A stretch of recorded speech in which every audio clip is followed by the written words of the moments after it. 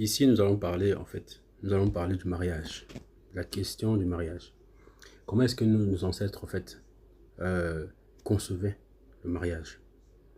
Je vous conseille, un livre très intéressant d'un frère que j'apprécie particulièrement, qui est le frère Amuna Gwanimba, c'est son nom complet. Et le titre du livre, c'est Réussir, j'ai noté ça quelque part, Réussir sa vie de couple. Réussir sa vie de couple. C'est un excellent livre. J'aurais même dû le préparer pour vous. Ici, qu'est-ce qu'il aborde comme sujet? Ici, il interroge la notion même du mariage, qu'il explique que c'est une notion qui n'est pas du tout africaine, pas du tout africaine. Euh, que en réalité, chez nous, on parle plutôt de l'union, d'une union et pas d'un mariage, parce que chez nous, on parle d'union de deux familles, basées sur sur des concepts, sur trois piliers. Sur trois piliers. Ces trois piliers sont l'affect, le percept et le concept. Donc voilà les trois piliers qu'il démontre dans ce livre, qui régissait justement la vision de nos ancêtres. La façon dont ils organisaient leur union et leur famille, et ce qui justement permettait une équilibre. Je vais vous expliquer je vais vous définir les trois concepts qu'est-ce que ça veut dire concrètement. En tout cas d'après lui dans son livre, et qui rejoint clairement un peu ce que à mon avis je sais du fonctionnement de nos ancêtres, et qui a permis justement de durer, parce qu'aujourd'hui on se pose toujours la question comment les ancêtres faisaient pour durer dans les relations, comment ils avaient des mariages de 50 ans, 60 ans et tout ça, mais on ne se pose pas la question de quelles sont les valeurs. Parce que j'entends souvent beaucoup de personnes dire que prendre des raccourcis en disant que non, c'est parce que les femmes étaient soumises, parce que les femmes n'avaient rien à dire. Mais je pense que ces personnes-là ne connaissent pas les femmes de mon village. Les femmes de mon village, il n'y avait pas des histoires de soumission ni quoi que ce soit Absolument pas, vu que c'était elles qui dirigeaient le village. Donc, je pense que c'est plutôt c'est une façon de ne pas aller en profondeur des sujets, comme notre communauté a malheureusement trop l'habitude de faire. Mais bon, je préfère rester dans le sujet, et je vais vous définir justement les concepts. Alors, quand il parlait ici de l'affect, l'affect ici, il s'entend par affect, c'est affection. C'est-à-dire que c'est parle de l'amour. Il parle de l'amour, c'est-à-dire que il essayait de s'assurer que les familles arrivent à s'entendre, s'aimaient, les deux couples d'abord, les deux personnes s'aimaient déjà, et qu'ils ouais, ils s'aimaient tout simplement, c'est-à-dire qu'avec tout ce que l'amour comporte et tout ça. Et maintenant percepte la façon de voir les choses. Est-ce qu'ils avaient la même façon de voir les choses? Parce que c'est clair que si vous êtes dans une relation où vous ne voyez pas les choses de la même façon, et que chaque fois que tu dis une chose, ta femme va dire le contraire, ou bien ta femme dit une chose, toi tu vas dire le contraire, vous êtes toujours en train de vous tirailler, parce que chacun d'entre vous a sa vision, sa façon de voir les choses, parce que, et c'est aussi au niveau des valeurs. Est-ce que vous avez les mêmes valeurs?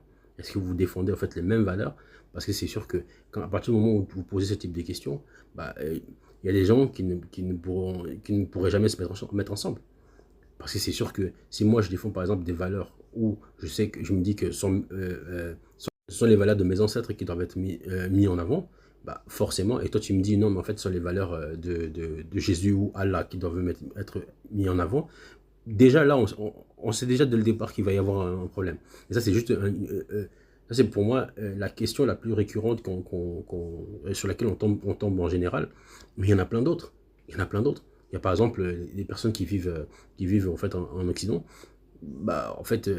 Si il y a une personne qui dit non, moi mon enfant il doit vivre à l'américaine, et l'autre il dit non, mais moi mes enfants ils doivent vivre à l'africaine. Vous voyez déjà qu'en en termes de valeurs il y a un problème.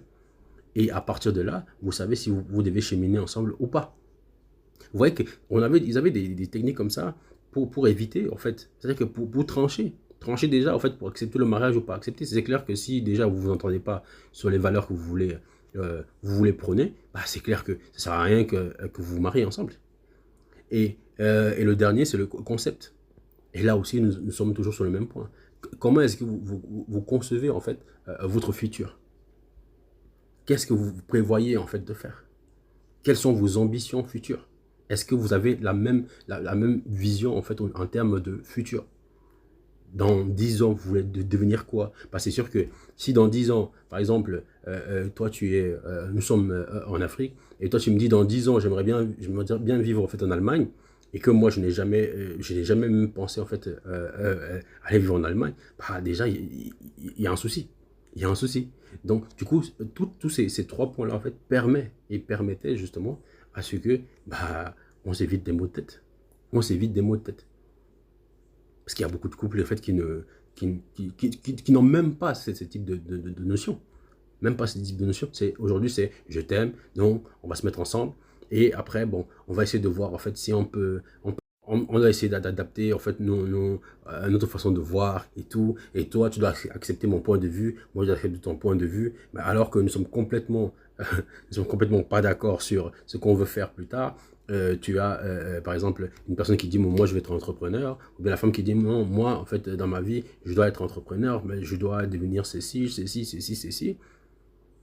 Si vous n'avez et que le mari par exemple lui il cherche plutôt une femme qui va être une femme au foyer par exemple et tout, c'est sûr que et qui va élever les enfants et tout ça, donner des valeurs aux enfants et tout ça.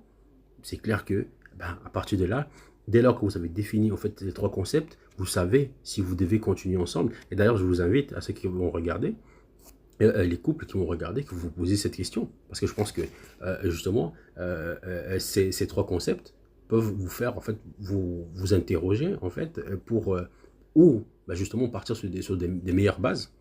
Même si ça fait 2 3 ans que vous êtes ensemble, bah, en fait, ça vous permet en fait de vous poser des vraies questions que vous vous posez pas souvent, et d'analyser en fait des choses peut-être beaucoup plus en profondeur que des simples considérations personnelles qu'on met souvent en fait en avant quand on est dans une relation, et on va jamais en profondeur.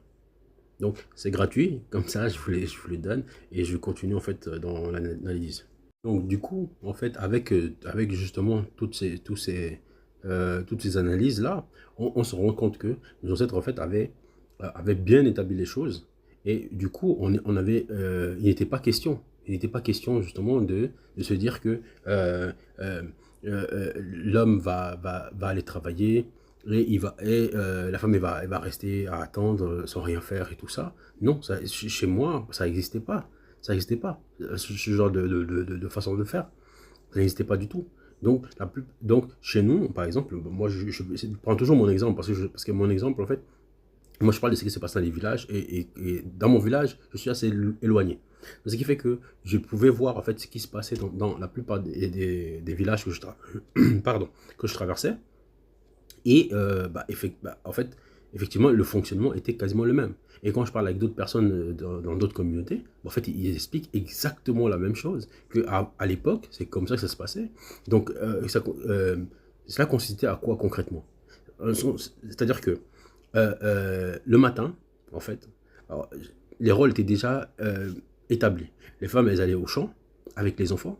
Les hommes, en fait, ils allaient en fait ou à la chasse, ou à la pêche, ou comme dans mon cas par exemple, c'était où ils allaient à la chasse, ou ils allaient s'occuper des champs de cacao, parce que en fait mon oncle et mon père en fait à l'époque, bon mon père il travaillait en ville, mais quand il allait rejoindre son frère en fait qui était resté en fait au village, en fait il s'occupait en fait des champs de cacao, parce qu'on vendait du cacao.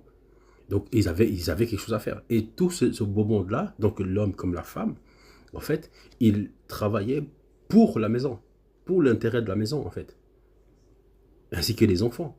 C'est-à-dire que, donc, ce qui fait en sorte que on n'avait pas des choses qu'on entend aujourd'hui où une femme va te dire que moi, en fait, moi, c'est l'homme qui doit. Moi, je cherche un homme, en fait, qui doit pouvoir gagner temps, parce qu'en fait, c'est l'homme qui doit s'occuper de tout, financièrement et je sais pas quoi, et tout. Et elle, son argent, c'est pour elle et sa famille. Alors que l'argent du mari, parce que je l'ai entendu plusieurs fois, c'est ça le pire.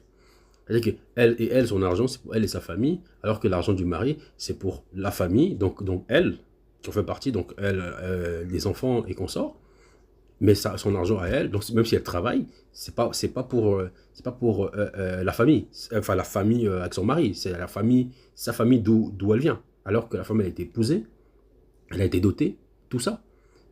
Donc pour dire quoi? Pour dire que en fait les conceptions que nous avons aujourd'hui, en fait elles ne sont pas du tout africaines, elles ne sont absolument pas africaines. Et je vais vous dire justement, je vais vous expliquer justement d'où ces concepts en fait viennent. Parce que tu as beaucoup d'Africains, même des papas adultes et tout, qui te disent non mais c'est comme ça, c'est un vrai Africain et tout, alors ça n'a rien à voir avec l'Afrique. Absolument rien à voir avec l'Afrique en fait. Donc je vous raconte pourquoi.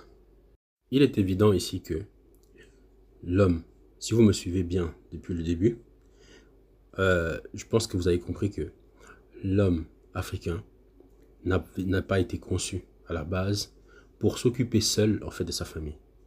Parce que dans le fonctionnement des Africains, l'homme a toujours pu compter en fait sur sa femme, en priorité, sur la femme africaine.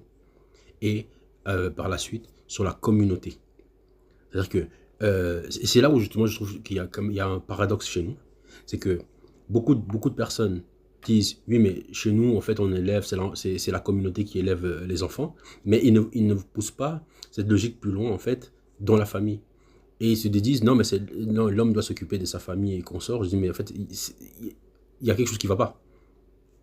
Parce qu'en réalité, si l'homme doit s'occuper de la famille, ça veut dire que la communauté n'a pas besoin de s'occuper de la famille.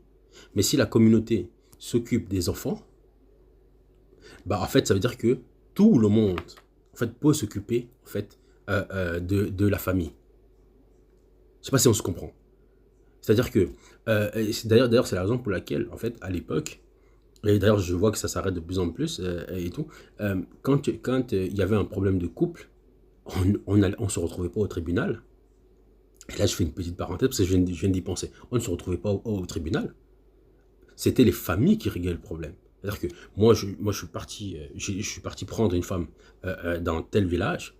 La femme, en fait, on ne s'entend pas. Mais en fait, qu'est-ce qui se passe? Je vais voir la famille qui m'a donné en fait cette femme et j'expose le problème et on fait une assise pour en parler, pour trouver des solutions, pour voir comment est-ce qu'on règle les choses. Donc il n'y avait pas, il n'était pas question que l'homme devait assumer en fait seul en fait une famille ou je ne sais pas quoi, parce que non, parce que la femme africaine a toujours été là pour l'aider à assumer la famille. Donc mesdames qui disent que non mais moi c'est l'homme qui doit s'occuper de la famille, il doit gagner beaucoup machin de ghetto, c'est ça qui fait en sorte que beaucoup d'hommes en fait dans notre communauté, surtout en fait sur le continent, surtout en Afrique en fait, meurent vite. Parce que beaucoup sont convaincus, parce qu'aujourd'hui ils sont formatés justement à penser comme ça. Du coup, ils se prennent en fait une décharge en fait de pression. C'est-à-dire que tu dois gérer ta famille, tu dois gérer ton boulot, tu dois gérer en fait les aléas de la vie en général. Tu dois gérer ta propre famille que tu as laissée derrière, donc ta mère, ton père et consorts, tes frères parfois. Tu dois gérer tout ça seul. C'est pas bon. C'est pas bon. C'est la raison pour laquelle en fait ça ne marche pas. Et c'est ce qui pousse de plus en plus, c'est qui amène de plus en plus au divorce, parce que à un moment donné, quand l'homme se retrouve en fait avec toutes ces charges là, en fait sur lui, en fait forcément il va avoir un autre comportement. Il va avoir un autre comportement. Et j'ai un exemple là, mais que je ne peux pas exposer parce que je suis en train d'exposer en fait une personne de ma famille. Mais pour vous en dire en fait en bref, en fait nous avons un beau-frère. Avant d'épouser en fait notre sœur, il était quelqu'un de parfait, très bien. Mais après le mariage, après avoir épousé en fait la cousine en question, mais il est devenu un autre homme. Un autre homme. Et ça, c'est parce qu'en fait, il s'est retrouvé en fait avec des charges qu'il n'avait pas avant. Et tout reposait sur lui. Et repose sur lui. Et automatiquement, il a eu un autre comportement. Et d'ailleurs, il a pris une autre... Donc, c'est pour dire que vraiment, on doit se revoir en fait en termes de système, parce que celui que nous avons adopté est extrêmement problématique et totalement faux par rapport à ce qui est nos valeurs, en fait. Parce que c'est pas du tout ça. Enfin, ce que sont nos valeurs, pardon. Parce que nos valeurs, en fait, elles ne sont pas celles-là. Elles ne sont pas celles-là. Du tout. Et je suis toujours outré de voir des anciens, en fait, essayer de nous vendre, en fait, ces valeurs-là. Et le problème maintenant, on va aborder justement la question, le problème fondamental qui fait croire aux Africains d'aujourd'hui que ce sont nos valeurs, parce qu'une fois de plus, c'est la religion. Ce sont les religions. Parce que c'est dans les religions qu'on vend en fait cette notion de une famille. Une famille, c'est toi, ta femme, tes enfants. C'est-à-dire que dans ces religions-là, en fait, il n'y a pas de notion de grande famille et consorts et consorts. Non, ils ne vendent pas ça. C'est toi, ta famille, tes enfants. Et le problème, c'est que quand on grandit en fait, dans ces types de systèmes-là, en fait, on finit par l'intégrer parce que si tout le monde pratique, va dans les églises, machin truc, on les enseigne ça H24, pour eux, ils finissent par penser que ça fait partie de leur culture. Et ils sont prêts à le défendre jusqu'au bout, alors que ça n'a rien à voir avec notre culture. Parce que je viens de vous dire tout à l'heure, en fait, ce que nos ancêtres en fait, ont mis en place comme système, quelles étaient leurs valeurs, et qu'est-ce qui faisait en sorte qu'ils vivent beaucoup plus longtemps. Parce que c'est clair que si tu as justement des valeurs, d'autres valeurs qui ne collent pas avec tes valeurs, et derrière, ça t'amène beaucoup plus de stress, parce qu'en fait, automatiquement, et d'ailleurs, je n'ai jamais vu, je n'ai jamais vu des personnes, désolé de le dire, aussi égoïstes que des personnes croyantes. Mais vraiment, je n'ai jamais vu ça. En tout cas dans notre continent. Je n'ai jamais vu ça. C'est des personnes, c'est-à-dire que dans leur famille, tu vois, ils sont carrés. Mais en fait, ils sont carrés individualistes. C'est-à-dire que tous les autres sont mauvais, eux seuls sont des bonnes personnes. Ce sont des bonnes personnes. Ils vont à l'église, ils sont propres sur eux, tout ce que tu veux et tout. Mais par contre, en fait, ils ne vivent que pour eux. Le reste, vous savez que tout le monde en fait peut disparaître, ça ne les pose aucun problème. À partir du moment où eux, ils vivent à l'occidental, parce que la plupart du temps, c'est souvent le cas, et tout ça. Et comment voulez-vous qu'on s'en sorte avec ça, en fait? Donc, tout ça pour dire que c'est parce que nous avons adopté les valeurs des autres que nous pensons que en fait nos relations, nos couples, ce qu'on appelle mariage, parce qu'en réalité en fait chez nous il n'y a pas de mariage mais il y a des unions, je le précise encore, et ces unions là en fait ont des règles basées sur trois points fondamentaux justement que je vous ai cités: l'affect, le percept et le concept. Voilà en fait des valeurs justement qui ont permis en fait à nos ancêtres de vivre longtemps, de permettre surtout aux hommes de vivre longtemps. Parce que les hommes meurent trop vite. Chez nous là-bas. Et vous le savez très bien. Nous allons bientôt arriver à la fin. Mais ici, nous allons aborder en fait un sujet qui, je pense que tout le monde connaît, qui est celui de la pollution.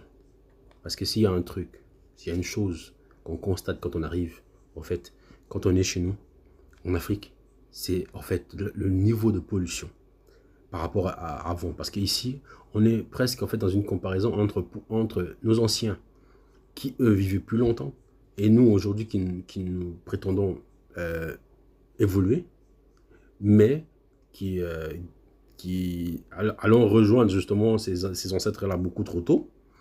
En fait, une des problématiques, en fait, c'est la pollution. C'est la pollution. Entre les voitures, parce que déjà des voitures qu'on nous envoie là-bas, ce sont des voitures qui ont déjà été utilisées et tout ça. On a des voitures des années, je ne sais pas combien, qui ont une pollution mais extrême. Je dis bien extrême.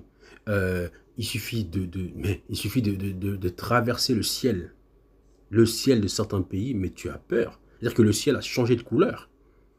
Changé de couleur à cause de la pollution. C'est un truc de fou en fait. C'est un truc de fou. Donc, et les gens vivent là-dedans. La saleté, la poubelle. La poubelle. Tu as des pays où tu roules en voiture, en fait, tu as des tonnes de poubelles en fait, sur des kilomètres. Comment tu veux que les gens ne tombent pas malades? Comment tu veux que les gens puissent garder une santé? Pour des gens qui se disent, soi-disant, parce que en fait, il a une voiture, il a la télé, un costume, s'il te plaît, il a un costume et tout. Pour lui, en fait, ça c'est bon, il évolue. Alors que ton ancêtre qui lui n'avait pas tout ça, en fait, vivait beaucoup plus longtemps que toi. Beaucoup plus longtemps que toi. Entre lui, entre lui et toi qui évolue. Moi j'aimerais bien savoir. J'aimerais bien savoir. Parce que quand tu vois en fait notre fonctionnement en fait à travers toute cette pollution, toutes les poubelles et tout ça, de l'eau c'est-à-dire que mais vraiment, excusez-moi, mais vraiment je suis quand j'y pense ça me dépasse en fait. Et je pense que c'est la même chose pour vous. C'est la même chose pour vous.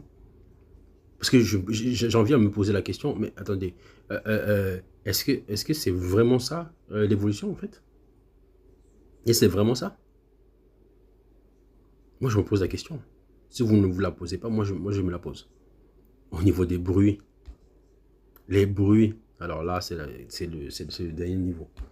Parce que contrairement à ce que beaucoup de gens pensent, contrairement à ce que beaucoup de gens pensent, en fait, à l'époque, chez nous, il y avait pas tout le désordre qu'il y a aujourd'hui. En termes de bruit, tu arrives, les gens ils mettent des haut-parleurs partout. Tu sais qu'il n'en a rien à faire qu'il y ait des voisins. Ils mettent des haut-parleurs, ils mettent la musique. Le niveau de vibration, pour parler encore plus de spirituel, niveau de vibration, les musiques qu'on écoute, les ondes qui nous traversent. Vous pensez que ces ondes-là, en fait, sont faites pour améliorer notre santé? On avait des rythmes, on avait des sons qui pouvaient soigner en fait des êtres. Mais aujourd'hui, tu écoutes de la musique qui n'a pas de sens. Qui n'a pas de sens. C'est-à-dire que les sons même que les gens écoutent. D'ailleurs, il y a un truc qui m'a toujours frappé en fait, c'est justement le fait que les gens sont nerveux. Quand tu arrives sur place, les gens sont extrêmement nerveux. C'est-à-dire que les gens, tu vois, leur conduite, en fait, la façon de conduire et tout ça, c'est les bruits, c'est le son. C'est-à-dire que quand tu écoutes, en fait, le degré de décibels, en fait, est tellement élevé, en fait, dans ton cerveau, dans ton esprit, tu n'as pas l'esprit tranquille. Tu n'as pas l'esprit tranquille. Tu fais comment, en fait, pour équilibrer, en fait, ton énergie, si t'as autant t'as autant de bruit, et en plus, c'est pas des bruits, en fait, qui t'élèvent, mais des bruits, en fait, qui font descendre ton niveau d'énergie. Ton niveau d'énergie. Parce que ah, mais vraiment, je pense que beaucoup d'entre vous, en fait, ont remarqué ça. Ce niveau de bruit qu'il y a en fait, c'est juste incroyable. Avec des klaxons, avec des... Je sais pas si c'est la même chose dans tous les pays, hein. Mais il y en a un que j'ai en tête, mais c'est une catastrophe. Dès le matin, mais tu as des klaxons partout, partout, partout, partout, partout. C'est-à-dire que ta tête n'est pas explosée, en fait. Et ça rend les gens nerveux. Parce que spirituellement, ils ne sont pas en paix. Ils ne sont pas en paix avec eux-mêmes. Donc, je vous laisse sur cette réflexion, pardon. Je vous invite à vous abonner. Je vous invite à partager.